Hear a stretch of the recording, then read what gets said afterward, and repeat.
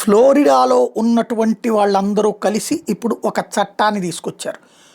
ఇప్పుడు Bangladesh నుంచినో, Burma నుంచినో, Syria నుంచినో, Yemen నుంచినో ఇట్లా ముస్లిం దేశాల్లో వాళ్ళు కొట్టుకుంటున్నారన్నటువంటి పేరుతో మేము మీ దేశాలకు వచ్చి బతుకుతామని చెప్తే రమ్మనమని పిలిచి స్వాగతించి వాళ్ళకి ఉండటానికి, తినటానికి అన్ని ఏర్పాట్లు చేసినాయి యూరప్ దేశాలు.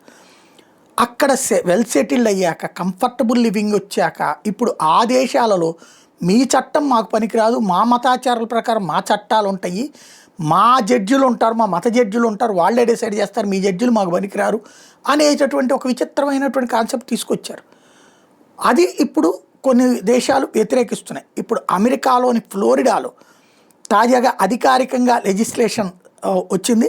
షరియాలా ఇస్లామిజం అనేటటువంటి ఫ్లోరిడాలో నిషేధిస్తూ నిర్ణయం తీసుకున్నారు.